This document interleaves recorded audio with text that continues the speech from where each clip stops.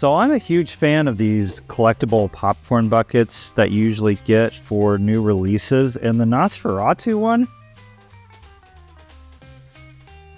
you're a little morbid. Nosferatu is the retelling of the 1922 original silent film, written and directed by Robert Eggers, who also directed The Witch, The Lighthouse, and The Northman. I feel like this should be called The Nosferatu. The movie stars Nicholas Hoult as Thomas Hutter. He's a newly married estate agent who's asked to travel to Transylvania to meet with the very eccentric Count Orlok, played by a very unrecognizable Bill Skarsgård.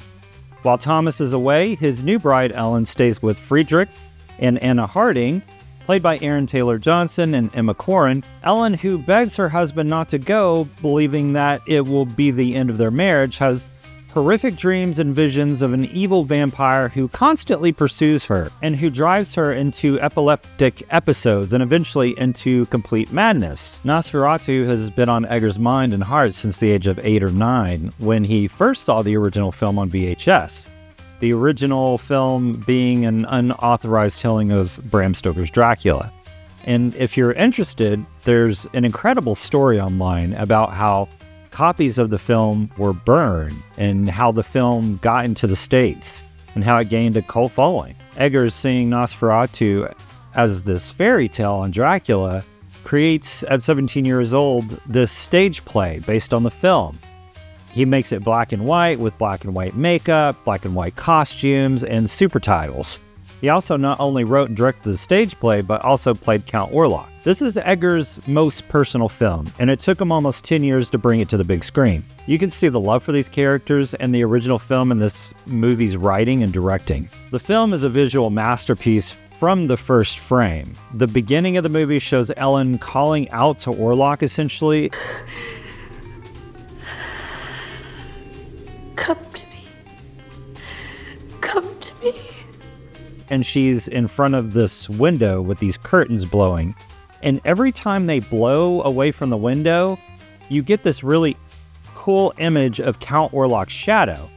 It's a really stunning effect that I couldn't tell if it was CGI or not. It was a beautiful, haunting scene, and the rest of the film is the same way, where it looks purposefully black and white. Every shot is beautiful. Even the disturbing scenes that are horrific, but at the same time, a piece of artwork. The very last scene of the movie was visually disgusting, horrific, and beautiful all at the same time. It looked like the composition and style of a painting from the 1830s. One of my favorite scenes in this movie is where Thomas is standing at a crossroads in the middle of a forest full of trees. It's very blue and dark, again, almost black and white. He looks really confused and really lost, and literally at a crossroads in the story and in the scene. He then sees and hears the horses pulling this carriage coming to take him to Orlok's castle. It is a remarkable scene and one of my absolute favorites in the film. Everything is shot symmetrically, where everything in the scene looks like it's a picture frame for the character in the scene. The scene having this perfect composition in every frame as the camera follows reminds me of how Stanley Kubrick films were shot, shooting everything like this beautiful photograph, keeping that perfect composition in each frame as the characters and the camera moves. Which brings me to the blocking of the scenes and the camera movement. It's actually rare that you see this kind of blocking in film anymore, the way that the camera moves with the actors and the sets to pull off these beautiful one-shots or one-takes was amazing. They built set walls that they could move while shooting and moving the camera, whereas the camera moved, they would have to move a wall out of the way to get the shot.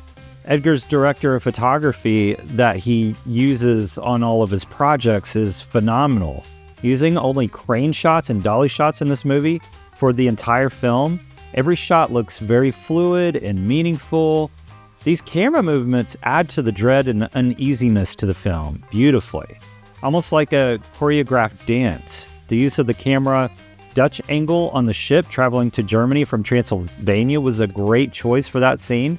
It makes it very ominous. There are scenes that are shot in very, very low light, allowing the cinematographer to use a very wide open aperture which creates this beautiful shallow depth of field that acts as a frame for the actors' faces in some beautiful scenes. The blurriness really punches out the face and frames it really, really beautifully. The acting is only what I can describe as complex.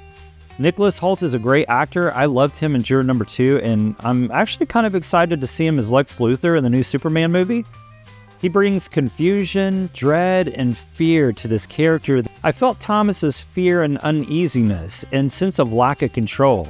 He played this role perfectly. Bill Skarsgård was Count Orlok, of course, absolutely unrecognizable. He didn't look like what I expected Orlok to look like. He looked even better than I'd imagined for this movie. I won't go into a lot of details here. You have to see him for yourself.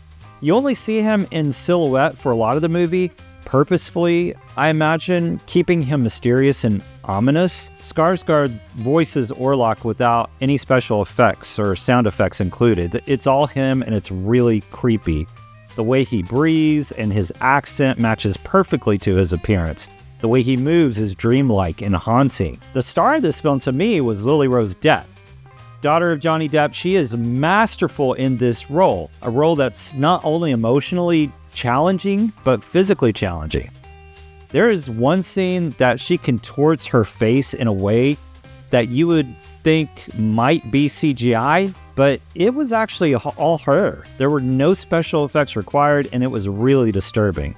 She goes into these seizures when she has these visions, and they are very realistic and exaggerated at the same time, but believable and disturbing. Her facial expressions during her dreams and visions are full of emotion, but blank at the same time, where her eyebrows don't move. There has to be an Oscar nomination for her this year, if not a win. If not, that would kind of be a shame. Her performance is one of the best, if not the best, that I've seen this year. Willem Dafoe as Professor Albin Eberhard von Franz was very over the top, but it felt very purposeful. Dafoe is incredible to watch in any role that he plays, and he never disappoints. Aaron Taylor Johnson, who really didn't impress me much in the beginning, really came through in the third act. I may have gone into the film already not liking him after seeing Kraven the Hunter, but I can say that he was impressive in the third act, and I'm sure on my second viewing, I'll probably enjoy his performance more once Kraven wears off. The story was great, considering that I've seen the same Dracula story told in a lot of different ways, and a lot of ways I was thinking that it was better than Bram Stoker's Dracula, even though I loved Gary Oldman as the Count in Coppola's film. Oldman's Dracula I felt bad for, and I liked him even though he was evil. He had some redeeming qualities, unlike Skarsgård's portrayal of Orlok, who I didn't like at all, and I felt had no redeeming qualities whatsoever. He felt like pure, unadulterated evil here. He was a lot scarier and more threatening than I felt Oldman's Dracula was, which I enjoyed, by the way. I didn't feel like I needed to like the vampire here. It reminded me that, yeah, vampires are supposed to be bad, and not like the Twilight or Interview with the Vampire characters, where we're all rooting for them and for some people wanting to be them. The special effects in this film are incredibly beautiful. There are so many practical effects, and the CGI in this movie is hardly recognizable. There was only one scene where I thought, oh yeah, that's for sure CGI, but I didn't really care. It was a beautiful shot. The special effects looked very real. The set design and the clothing looked like something out of a Dickens novel. The movie felt like a Christmas Carol horror movie, even though that book was written in 1943. Still works. It also reminded me a lot of Edgar Allan Poe's The Fall of the House of Usher, with that beautiful Gothic style that you imagine while reading Poe's book. There were two things that I guessed bothered me a little, and that was sort of not having a backstory for Count Orlok and the relationship between him and Ellen in the past. We don't understand their past love story like we do in Dracula. Coppola does a great job explaining that past, but it also makes you sympathetic toward Dracula, and maybe that's why Eggers left that out. Or maybe he was trying to really separate Dracula from Orlok, being two different characters. Who knows? Maybe I should have done a little bit more research on that one. Nosferatu is a visual feast for the eyes. It is a complex movie in the way of directing, lighting, and cinematography. You can see the love of the character and the story by the director, and it's a very disturbing, haunting, very graphic film with a lot of jump scares, but it's also, in contrast, an intense love story.